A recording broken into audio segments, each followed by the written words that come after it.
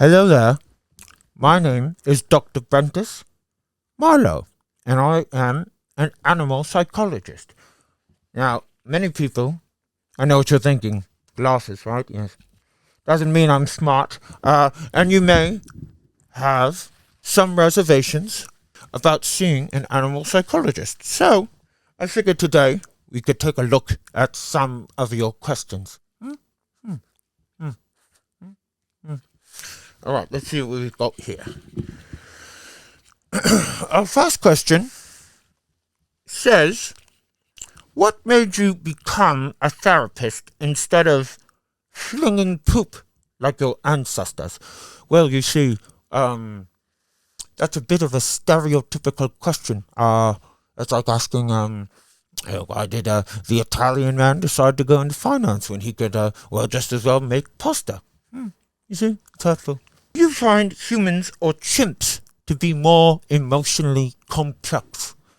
That is an interesting question. I would say the 2% difference between humans and chimpanzees, at least the ones I've worked with, isn't all that different. I guess the biggest difference, in the 2% that is chimpanzees have no representation in Congress. How do you help your clients deal with stress? Banana breaks, tree climbing, or primal screaming? It's that kind of tolerant, bigoted question we are trying to dissipate here in Dr. Brentus's office. You see, I'm an animal psychologist. I treat only humans, but I am an animal psychologist, you see. Our next question. What is your approach to conflict resolution? Well, most people, most chimpanzees, I think, would tell you, chest pounding, maybe eating a baby in the middle of the night. I find talking things out and sometimes writing them down in a journal will help, if you understand. Yes, of course. What is your take on Freud? Do you think he would have benefited from more time in the jungle? I do, because it would be less time he spent trying to have sex with his mother. Even apes know we can't do that. Okay, this person is looking for some personal insights into my career. Do you feel like your human clients understand you or underestimate you because you're a chimp? No, I think my human clients look at me as they look at themselves. But with a 2% difference. What is the biggest emotional issue facing chimpanzees today? That's a great question. I would say the Planet of the Apes movies did not do a great job for monkey business. No pun intended, but we do keep things light in this office. What's the biggest emotional issue facing chimpanzees today? That's a great question. We're tired of Joe Rogan talking about it so much. Have you ever had to counsel a chimp who is struggling with human society? I just swallowed my hair. You know, it's interesting you ask that. About 6 months ago, I had this chimpanzee who was used for lab testing, for makeup and such.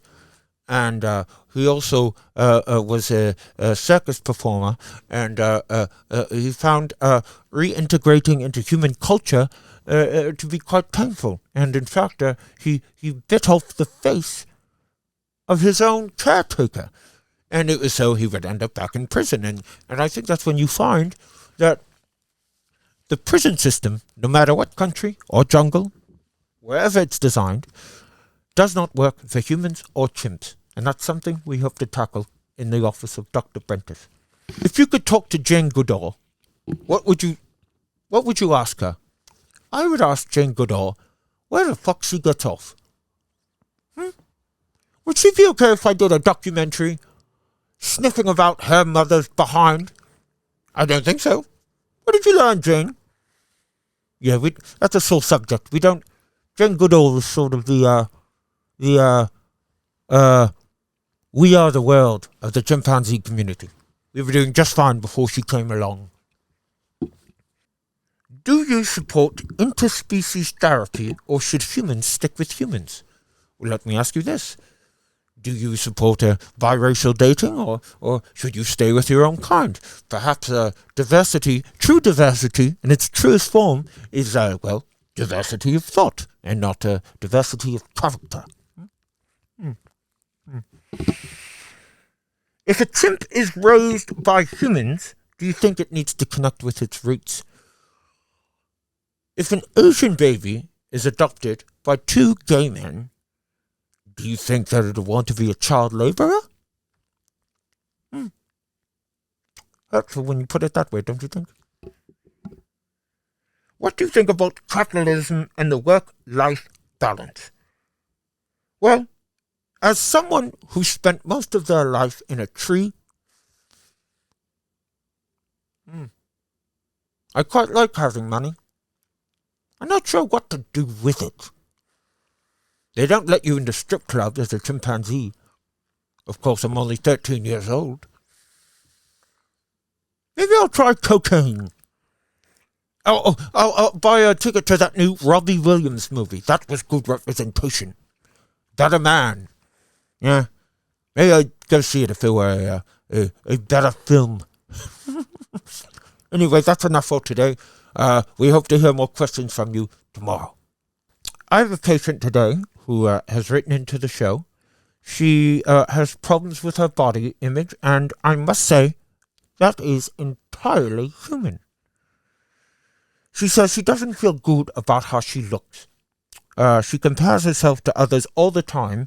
Social media makes everything worse. Everyone else seems so well put together. Yes, well, I will say comparison is the root of all disconnect. You know, in my troop, no chimp has ever looked at another chimpanzee and said, "Oh, I wish my arms were just a little bit longer," you know? Or if my fur had a little more sheen. You know why? Because they're too busy swinging through trees.